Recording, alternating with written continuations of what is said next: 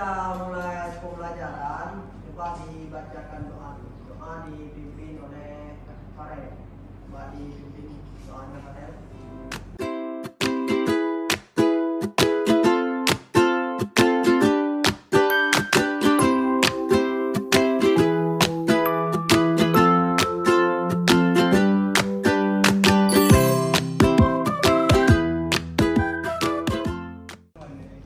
Sebelum Bapak atau kita mulai pembelajaran, apa kabar semuanya hari ini? Baik. Bisa kita lanjut ke pembelajaran hari ini? Bisa. Baik, sebelum kita lanjut ke materi pembelajaran kita hari ini, Bapak akan mengabsen dulu. Coba dijawab yang hadir. Ahmad Dafi. Hadir, Pak. Oke. Aidil Deswi. Iya. Oke. Al-Kausar. Hadir, Pak. Oke. Amina Adami. Hadir, Pak. Oke. Muhammad Farel Akbar. Hadir, Pak. Oh, iya, Pak. Oke, ini kita akan membagikan kelompok. Dikarenakan jumlah kita yang hadir hari ini berapa orang semuanya? 19. Kita membagi menjadi 4 kelompok aja ya. Jadi kelompok A nanti diketuai oleh Al-Kausar, kemudian kelompok B diketuai oleh Dandi, yang kelompok C siapa? Musa ya. Musa. Kemudian yang D ada Ari. Jadi 4 kelompok. Udah, kita udah ada kelompok semuanya, ada kelompok A, B, C, dan D. Kita hari ini akan belajar tentang kebinekaan global, yang temanya tentang sekolah yang damai.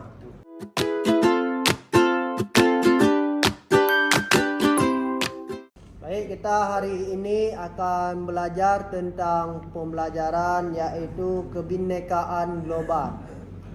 Yang judul kita di sini topiknya menuju sekolah yang damai. Sekolahku yang damai ya. Kemudian adapun tujuan pembelajaran pada topik ini adalah setelah mempelajari topik tentang sekolahku yang damai, peserta diharapkan mampu menganalisis apa saja ancaman dan kerentanan yang terjadi di sekolah. Kemudian mampu menganalisis apa saja kapasitas yang dimiliki sekolah. Ini tujuan capaian pembelajaran pada hari ini. Baik, kita lanjut. Mulai dari diri pertanyaan pemantik. Di sini ada beberapa pertanyaan. Yang pertama, bagaimana lingkungan sekolah yang Anda dambakan? Kemudian, apa saja langkah-langkah yang akan Anda lakukan untuk mewujudkannya? Dan apa saja tantangannya? Ini ya. Di sini Bapak akan tanyakan terlebih dahulu pada kelompok A, apa kira-kira yang bisa untuk mewujudkan sekolah yang damai. Nah, di sini ada pertanyaan pemantik. Bagaimanakah sekolah yang Anda dambakan dan bagaimana cara untuk mewujudkannya? Bapak ajukan pertanyaan dulu kepada kelompok A. Apa yang bisa jawab? Pak, Ya. belajar dengan aman, nyaman, dan sehat. Sekolah yang memberikan pembelajaran pendidikan secara merata dan menyeluruh tanpa harus membanding-bandingkan dan pilih kasih terhadap siswa dengan siswa lainnya.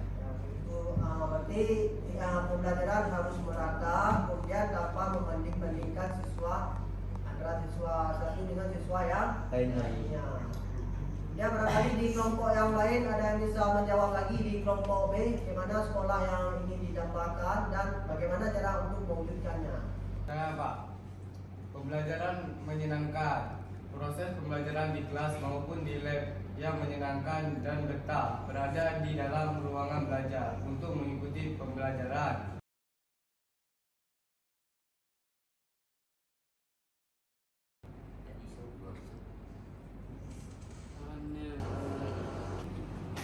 Baik, kita lanjut, sudah pertanyaan pemantik. Kemudian kita lanjut ke aktivitas. Di sini ada permainan, yaitu ayo kita mulai dengan bermain sekolahku. Di sini ada A dikali R, kemudian dibagi K. Maksudnya di sini kalau yang A ini adalah ancaman, ancaman untuk sekolah. Kemudian kalau R ini apa? Kerentanan. Kemudian kalau yang K kapasitas. Ancaman dikali kerentanan dibagi kapasitas. Jadi hasilnya akan mendapat sebuah resiko. Jadi semakin besar angka resiko, maka semakin besar ancaman yang ada di sekolah tersebut.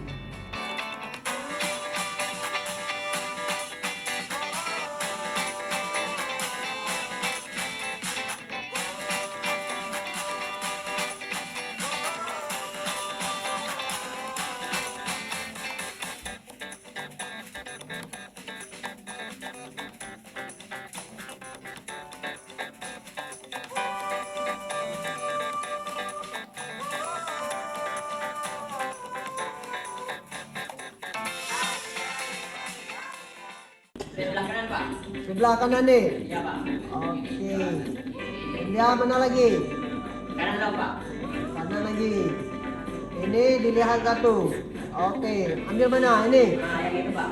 Hijau. Oke. Lanjut ke kelompok D, Arif. Ambil mana? Kiri. Oke.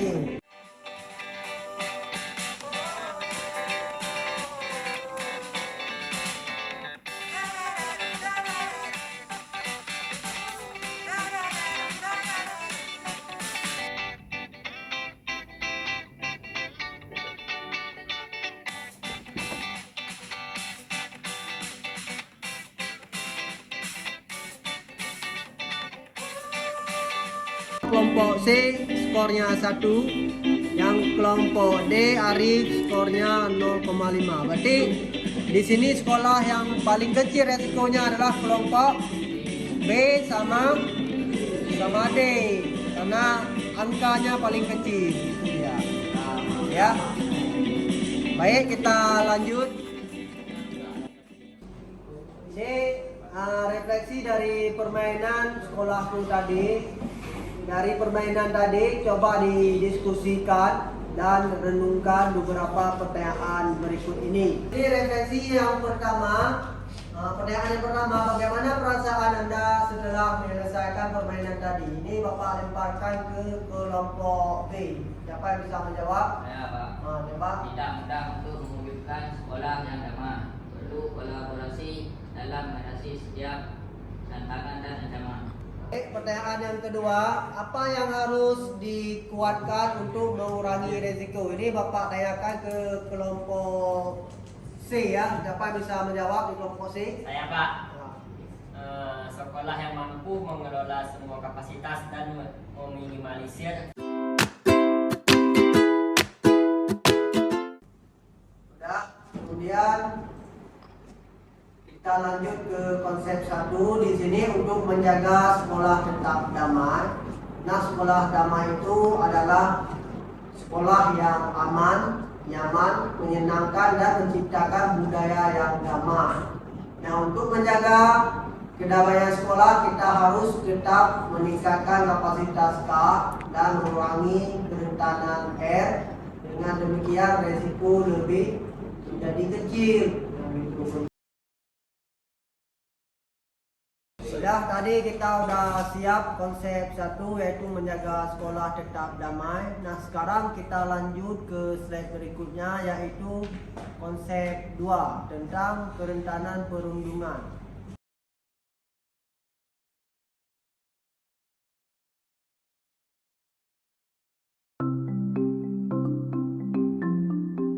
Halo pelajar Pancasila, sebagai generasi muda, kita harus bisa menciptakan lingkungan pertemanan yang positif dan bebas dari bullying atau perundungan. Kadang kita punya perasaan ingin jadi hebat, wajar sih. Tapi seringkali kita salah mengartikan cara menjadi hebat, sama dengan membuat orang lain menjadi lebih kecil atau merendahkan orang lain. Nah, secara tidak sadar, kita sebetulnya sudah melakukan apa yang dinamakan bullying atau perundungan. Baik kita lakukan secara sengaja atau tidak. Baik, dari kita amati video tersebut yaitu kerentanan perundungan, ini dia ialah sebuah bully atau perundungan merupakan tindakan mengganggu, mengusik atau menyakiti orang lain. Tindakan ini bisa dalam berbentuk kekerasan verbal, sosial atau fisik yang dilakukan secara berulang kali dan dari waktu ke waktu. Untuk menghentikan perundungan tersebut itu ada beberapa cara, adapun cara untuk menghentikannya dengan bagaimana, siapa yang bisa menjawabkannya. Coba tunjuk tangan. Siapa? Baik, Apit, coba Pak. Cara untuk menghentikan perundungan dengan dimulai dengan menciptakan pertemanan yang positif dengan berolahraga dan membaca. Baik, sekarang kita lanjut ke konsep 3 yaitu kerentanan kekerasan seksual. Untuk lebih jelasnya kita akan menonton sebuah tayangan video berikut. Kekerasan seksual adalah tindakan merendahkan, menghina, menyerang, mengintimidasi untuk mendapatkan kepuasan seksual, yang termasuk kekerasan seksual membuat lelucon, komentar, atau isyarat seksual kepada seseorang atau tentang seseorang, menyebarkan desas-desus seksual baik secara langsung, teks, atau online, membuat coretan bernada seksual tentang orang lain di WC umum atau di tempat umum lainnya, menampilkan foto atau video seksual yang tidak pantas kepada seseorang, menyentuh, meraba, atau mencubit seseorang dengan cara seksual, meminta seseorang untuk mengirimi foto telanjang dirinya, menarik pakaian seseorang, menggesek-gesekkan badan ke orang lain dengan cara seksual yang disengaja. Jika kamu dilecehkan, jangan salahkan diri sendiri. Pandangan yang mengatakan bahwa seseorang sengaja minta dilecehkan karena sesuatu yang mereka lakukan, katakan, atau yang mereka pakai adalah tidak benar. Memberitahu orang yang melakukan pelecehan untuk berhenti itu terkadang cukup membantu. Biarkan dia tahu bahwa perilaku tersebut membuat kamu tidak nyaman. Jika itu tidak membuat pelecehan berhenti, jangan diabaikan. Mengabaikannya justru tidak akan membuat orang itu berhenti. Sebaliknya, beritahu orang dewasa yang kamu percaya tentang pelecehan tersebut. Dengan melapor lebih cepat, biasanya kasus itu pun akan lebih cepat ditangani. Kamu harus menyimpan catatan peristiwa pelecehan yang telah terjadi. Oke, pada konsep ini, konsep 3 tentang kerentanan kekerasan seksual. Bagaimana dinamakan dengan sebuah kekerasan seksual adalah setiap perbuatan merendahkan, menghina, melecehkan, atau menyerang tubuh atau fungsi reproduksi seseorang karena ketimpangan relasi, kuasa atau gender yang mengakibatkan penderitaan psikis atau fisik, termasuk yang mengganggu kesehatan reproduksi seseorang. Pertanyaan pada konsep ini, apa saja yang termasuk ke dalam seksual? Siapa yang bisa menjawab? Siapa? Ya, Haris, coba dijawab. Membuat coretan seksual tentang orang lain, menampilkan foto atau video seksual, dan menggesekkan tubuh ke seseorang. Nah, itu dia seperti yang dijawab sama kawan kita tadi, si Haris. Dan dari video yang sudah kita nontonkan tadi, ya, agar ditangani kasus tersebut. Itu dia cara. Mudah-mudahan di sekolah kita tidak ada lagi kekerasan seksual ya. Dah baik, kemudian kita lanjut ke konsep 4, yaitu diskriminasi dan intoleransi. Ini dia pada konsep keempat. Kita amati video dan tayangan berikut ini.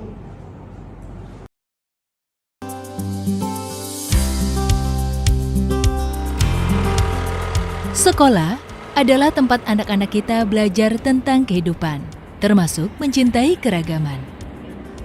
Sekolah perlu menjadi lingkungan yang aman, nyaman, serta merayakan keragaman.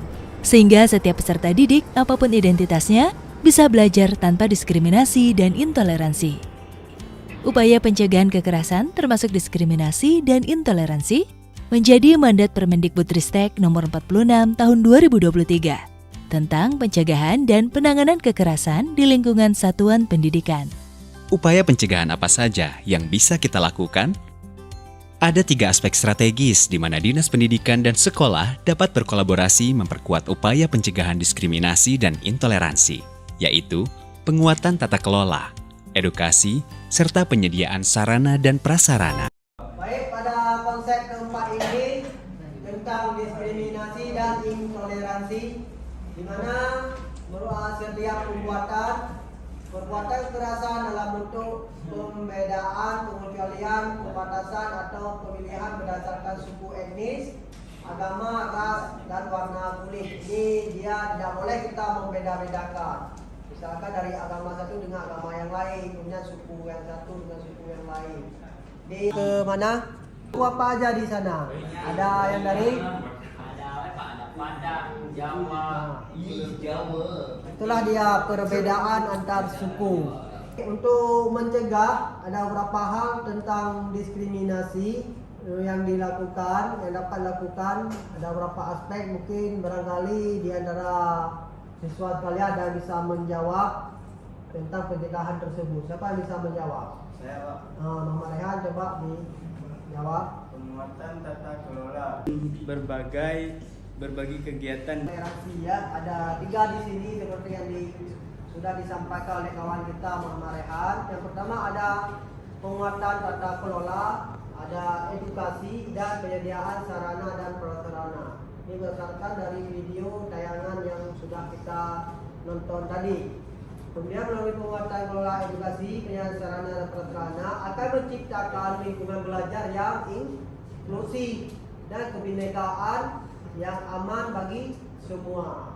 Baik, ini sudah kita pelajari yang tadi tentang beberapa buah konsep. Yang terakhir yaitu konsep diskriminasi dan intoleransi. Nah, sekarang kita akan mengaplikasikan survei sekolah damai. Nah, sebelumnya Bapak akan mengirimkan link survei sekolah damai ke dalam grup WhatsApp kelas. Coba dibuka grupnya masing-masing untuk dijawab dan isi survei sekolah yang damai tersebut. Coba dibuka WA grup semua.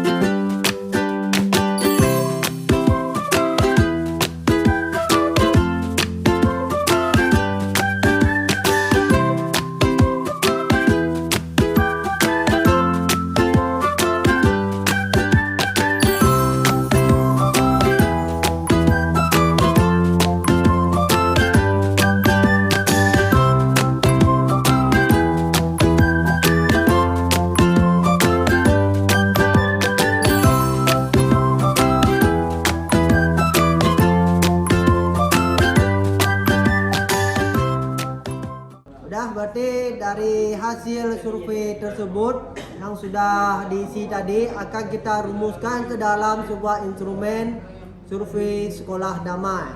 Ada apa aja yang terdiri dari ancaman, kerentanan, dan kapasitas. Coba kita buka atau Bapak ambilkan dari survei yang sudah siswa sekalian isikan tadi. Di sini si Al-Kausar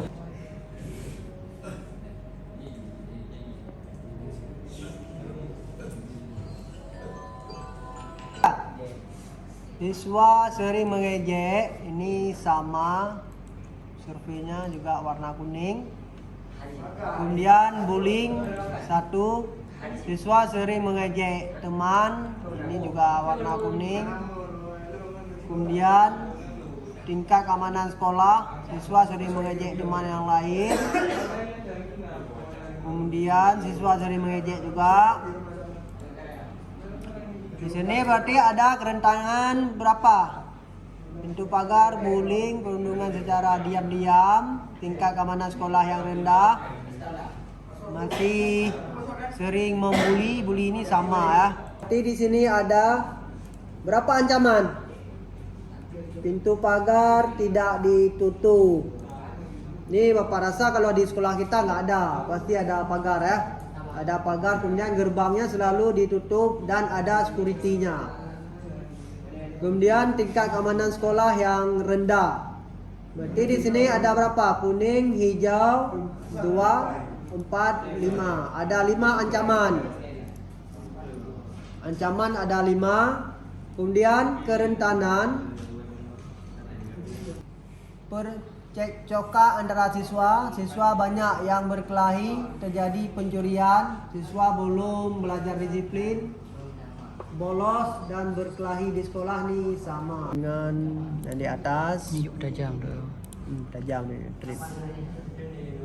Pencecokan ini kita kasih warnanya biru.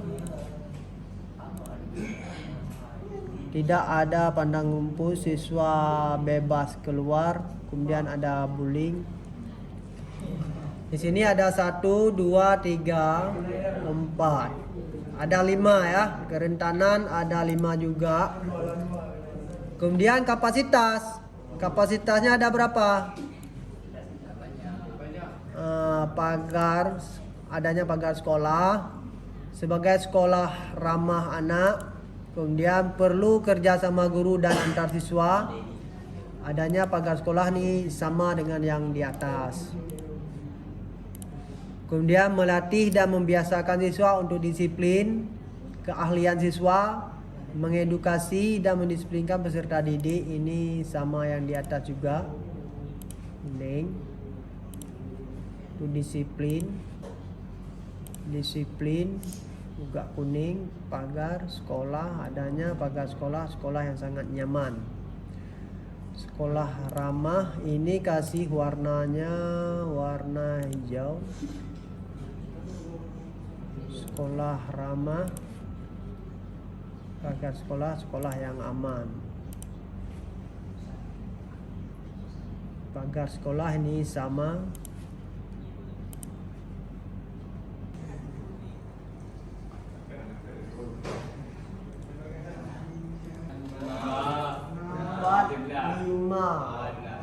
Ada 6 ya. Yang hijau 1, biru 2, kuning 3, yang pink 4, 5. Tambah mana lagi? Tambah hijau lagi. 6. Berarti ada 6. Di sini angkanya berarti 5. Kerentanannya ada 5. Kapasitasnya ada 6. Berarti ancaman dikali kerentanan dibagi kapasitas sama dengan resiko. Berarti resiko di sekolah kita ada 4,16. Itu berarti resikonya masih tinggi, ya. Nah, untuk kita baik, udah ini semua tadi udah kita pelajari tentang apa. Udah pembelajaran kita hari ini sudah selesai beberapa tahap tadi, yaitu kita belajar hari ini tentang kebinekaan global yang topik menuju sekolah yang damai. Tadi sudah ada aktivitas, ada permainan tentang sekolah damai. Kemudian sudah kita bahas tentang beberapa konsep 1, 2, 3, dan 4. Ada konsep 1 yaitu menjaga sekolah tetap damai. Kemudian konsep 2 kerentanan perundungan. Dan konsep 3 kerentanan kekerasan seksual. Dan yang terakhir konsep 4 diskriminasi dan intoleransi. Dan kita juga sudah mengisi tadi survei sekolah damai yang hasilnya ada ancaman 5, kemudian kerentanan 5, dan kapasitas ada 6. Jadi hasil resiko yang sudah kita surveikan tadi terdapat 4,16. Ini untuk kita lebih kecil lagi resiko, maka kita akan harus meningkat kapasitas sekolah yang ada di sekolah kita. Mungkin hanya ini pembelajaran kita hari ini tentang kebinekaan global, yaitu topik sekolah yang damai. Nah, untuk mengakhiri pembelajaran kita hari ini, mari kita bersama-sama untuk berselawat. Nah, selawat akan dipimpinkan oleh Siapa? Sallallahu